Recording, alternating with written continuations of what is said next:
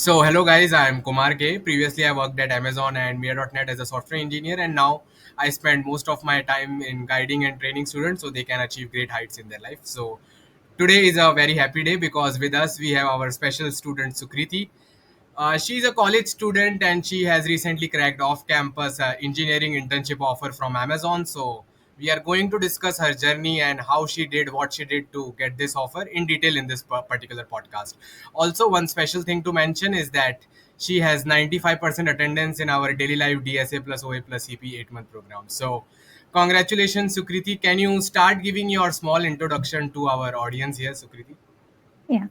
So, hello everyone. My name is Sukriti Sinha, and I'm pursuing my bachelor's degree in computer science and engineering from Bangalore Institute of Technology. Okay. So, I am a 2025 graduate, and I'm currently in my final year. Okay and congratulations for cracking Amazon Sukriti. Thank you so so much. सुकृति, अब आप बच्चों को पहले ये बताना start करिए कि आपने पर्सनली खुद अमेजॉन में कैसे अप्लाई किया और जनरली फ्रेशर्स को क्या क्या चीज का ख्याल रखना चाहिए while applying to internship at FAANG level companies. कैसे ये प्रोसेस होता है वगैरह आप समझाना स्टार्ट कीजिए सुकृति. So, I applied for this internship through their official website. Okay. So, before applying, I used to apply like many applications, but didn't get a response. So, I work on LinkedIn and resume, guided by you. Yeah. So, in the LinkedIn, many forms came, and I tried applying them continuously. And after so many months of trials, I finally got a positive response from Amazon. Okay so like ऐसा नहीं हुआ था कि एक बार में हो गया, बहुत टाइम ट्राई करना पड़ा ऑफ कैंपस आपको, राइट? हाँ, बहुत टाइम ट्राई करना पड़ता है तभी जाके एक रिजल्ट आता है. और लिंक्डइन रेज्यूमे भी एकदम सही होना चाहिए, राइट? हाँ, लिंक्डइन पे सबसे ज़्यादा एक्टिव रहना चाहिए. उसमें हम लोग को कंटिन्यूसली कोई ना कोई एक्टिविटी पोस्ट करते रहना चाहिए ताकि रिक्रूटर का हम पे नज़र पड़े. ऑल्सो हमें अपने रेज्यूमे पे ज़्यादा फोकस करना चाहिए कि क्या क्या डाल रहे हैं. सब चीज़ रेलिवेंट होना चाहिए, सब चीज़ एक प्रॉपर एक स्ट्रक्चर में फ्लो होना चाहिए. अब आप ये बताओ कि जैसे आप शॉर्टलिस्ट हुई तो उसके कितने दिन के बाद आपका असेसमेंट वगैरह आपको लिंक आई? कितना क्या टाइम ड्यूरेशन था उस वेट में?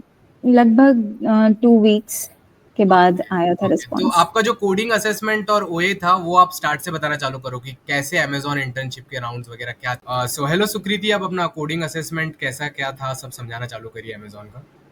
तो पहला राउंड था मेरा कोडिंग असेसमेंट टेस्ट. उसमें टोटल 7 सेक्शंस थे, जिसमें से एक सेक्शन कोडिंग का था जिसमें एक कोडिंग सवाल पूछा गया था. बाकी सब सेक्शंस एमसीक्यू थे जिसमें से 5-5 सवाल पूछा गया था. तो वो सब पूरा CS फंडामेंटल्स था जिसमें operating system, Linux, DBMS, networking, software development and software testing से सवाल पूछे गए थे. ओके तो आप कह रही हो कि for the first round CS fundamentals and DSA दोनों पर फोकस किया गया था. ऐसा नहीं कर सकते कि कोई एक ही टॉपिक पे फोकस करे और पास हो जाए, हमको पूरा ओवरऑल राउंड फोकस करना पड़ेगा. ओवरऑल. सो आपने कोडिंग असेसमेंट जब दे दिया था तो फिर उसके आपको कितने टाइम बाद क्या कहते हैं नेक्स्ट राउंड आया वगैरह वो आप समझाइए. आफ्टर 1 वीक नेक्स्ट राउंड के लिए आया था जो कि ऑनलाइन असेसमेंट टेस्ट था. ओके और कोडिंग असेसमेंट और ओए में आपने मुझे पहले ही बता के रखा है कि आपके जनरली सारे टेस्ट केसेस पास हो गए थे. तो मुझे आपसे ये क्वेश्चन पूछना है कि लाइक ऑफ कैंपस अगर इंडिया में कोई स्टूडेंट ट्राई कर रहा है तो सारे ही टेस्ट केसेस पास होने जरूरी होते कि कम में भी 50% में भी काम चल जाता है? आपका क्या एक्सपीरियंस कहता है कि मैक्सिमम ही टेस्ट केस पास होने चाहिए, मैक्सिमम रिजल्ट होना चाहिए कि लो लेवल रिजल्ट में भी काम बन जाएगा? इसके बारे में आप क्या सोचती हो सुकृति? It depends. हाउएवर एक को तो हमेशा कोशिश करना चाहिए मैक्सिमम हो जाए, राइट? कि सब टेस्ट केस पास हो ही जाए. एंड एज केसेस भी कवर करना चाहिए उसमें to pass all the test case. Okay so Amazon OA का जो नेक्स्ट राउंड था कोडिंग असेसमेंट के बाद उसका कैसे एक्सपीरियंस था? क्या क्वेश्चंस पूछे गए थे, क्या टाइमर था उसका, वो समझाइए. So next round was online assessment. इसमें 2 कोडिंग क्वेश्चंस पूछे गए थे. पहला कोडिंग क्वेश्चन था बाइनरी सर्च और हैशिंग में. और दूसरा वाला था डीपी पे. तो और दोनों के लेवल तो ज्यादा टफ. अच्छा, वो क्वेश्चंस के आपने ऑलरेडी पहले देखे हुए थे कि वो न्यू क्वेश्चन थे आपके लिए? टोटली न्यू क्वेश्चंस था. एक भी देखा हुआ नहीं लग रहा था. फॉर ओए इट्स नेसेसरी कि आपको न्यू क्वेश्चंस भी सॉल्व करना आते हो, right? Yes, along with standard questions, one should always practice CP and OA questions. तो आपके Amazon OA में कैसा रिजल्ट रहा टेस्ट केसेस का, आप बता सकती हैं सुकृति? So Pehla coding was medium to hard, so it was easy to solve. But however, the second one, which includes DP में थोड़ा optimization करना पड़ा था उसको test case पूरा run करने के लिए. लेकिन उतना optimization के बाद भी एक test case fail हो जा रहा था. तो I think it would be 1.9 out of 2. Okay, so generally आपके दोनों questions हो गए थे, बस एक question में एक test case रह गया था, right? Yes. And that was enough to get the interview, right? So अब आप मुझे ये बताओ सुकृति कि उसके बाद फिर इंटरव्यू आने में कितना टाइम लगा, कैसे रहा प्रोसेस? Within 6 days रिजल्ट आ गए थे. Okay, so like आपको रिजल्ट्स आ गए, फिर आपको खुद को कितना टाइम मिला इंटरव्यू प्रिपेयर करने के लिए? 6 days. 6 days में पूरा. हाँ, बहुत हेक्टिक रहा होगा, राइट? हाँ, I have to revise all the concepts and go through everything. या आपके वॉल पे स्टिकर्स भी दिख रहे सारे डीएसए के. अब आप ये बताओ कि इंटरव्यू अभी जैसे ही आया, अब आप इंटरव्यू का एक्सपीरियंस, अमेज़न इंटरव्यू एक्सपीरियंस बताना चालू करो. So interview went well, like it was for 1 hour. Okay. So starting with my introduction, Okay. जो 5 मिनट तक चला, उसके बाद I was given one coding question and it was based on binary search plus greedy approach. Okay. So वो जो आपने question किया था, लाइक बच्चों को जनरली डाउट होता है, सिर्फ आपने अप्रोच बताई और हो गया कि आपको फुल कोड भी लिखना पड़ा, सूडो कोड भी लिखना पड़ा, या टेस्ट केसेस पर भी चेक करना पड़ा? वो कितना कॉम्प्लेक्स तक गए थे वो आप बताइए Sukriti, for a question. Everything was mattering over there. Like पहले जब क्वेश्चन पुट अप हुआ तो they were means we were not allowed to write any code on the screen.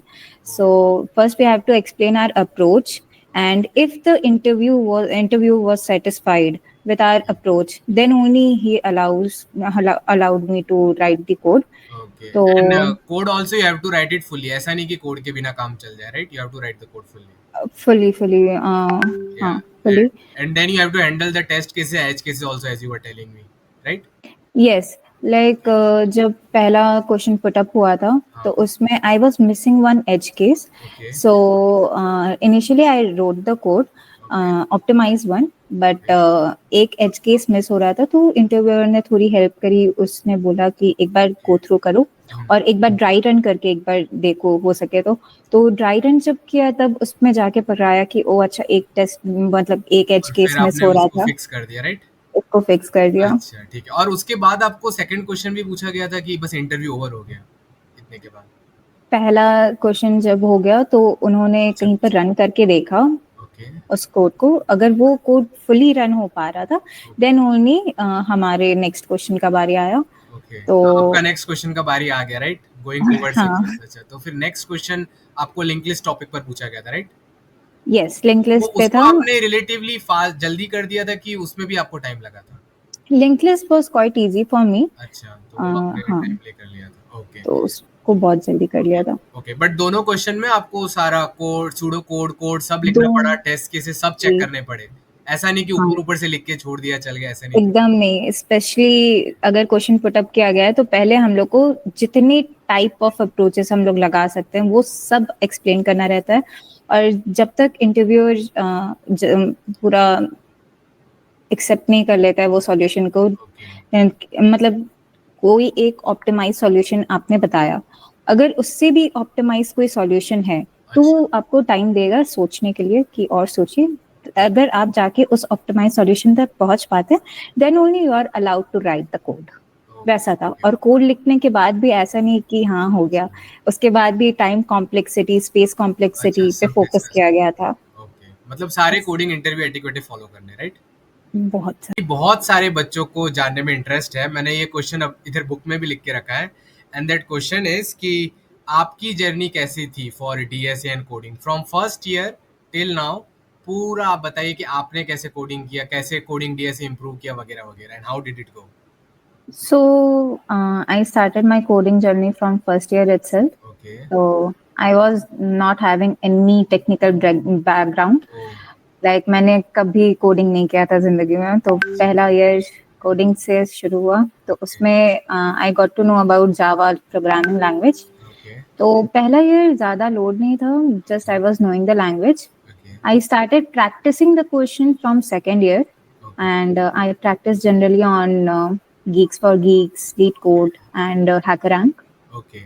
And then third year आते आते थोड़ा CP कर रहे, और उसमें हमको थोड़ा गाइडेंस का नीड हुआ, so I joined your course and it really helped me. Like पहले कुछ स्ट्रक्चर्ड वे में नहीं था कि मतलब ये करे वो करे, बहुत ये इतना स्ट्रक्चर वे में चाहिए था कि रोज उठे और देखे कि हाँ ये करना है, इतना स्ट्रक्चर्ड आया है। तो उसमें जैसे पहले मैंने बिगनर प्लान किया, फिर प्रो प्लान किया, ऐसे करते करते इसमें पेन आ गया, चलेगा? नहीं चलेगा, कोई प्रॉब्लम नहीं है। हाँ, तो पहले मैंने बिगनर प्लान किया, फिर मैंने प्रो प्लान किया, उसके बाद जो अल्ट्रा प्रो बैच था उसमें थोड़ा सीपी लेवल हार्ड था, वो भी किया। ओके, तो आपने सब पहले बिगिनर लेवल से चालू किया, फिर धीरे धीरे अपना लेवल बढ़ाया, फिर स्टैंडर्ड डीएसए क्वेश्चन के साथ आपने ओएसीपी के क्वेश्चंस भी किए, और वो आपके वॉल के पीछे मुझे स्टिकर्स भी दिख रहे डिफरेंट डिफरेंट डीएसए टॉपिक्स के। ओके, अच्छा, तो और एक क्वेश्चन है बच्चों का, let's say they are trying to solve some DSA question और उनसे वो नहीं बन रहा है, तो कितने मिनट तक उनको वो ट्राई करना चाहिए और कितने मिनट के बाद उनको आंसर देख लेना चाहिए? इसके ऊपर आप क्या अपने थॉट्स देना चाहोगे Sukriti? Okay, so interesting one, because same सवाल हम अपने सीनियर से भी पूछे थे। तो शी ऑल्सो एडवाइस मी कि एक आवर पहले खुद से बैठो, सोचो, इसको ऐसा मत समझो कि टाइम वेस्ट हो रहा है, तुरंत क्वेश्चन वो आंसर देख लेते हैं, निपट जाएगा क्वेश्चन, वैसे नहीं करना है। एक आवर लगाओ, आराम से लगाओ, दिमाग लगाओ, सोचो क्या ही हो सकता है उसका। उसके बाद अगर एक आवर के बाद भी नहीं बन रहा है तो हिंट ले लो, लेकिन सॉल्यूशन मत देखो। तो एंड तक ट्राई करना चाहिए कि हाँ बन जाए, थोड़ा हिंट लेके भी अगर आप पूरा कोड कर पा रहे हो तो बढ़िया है।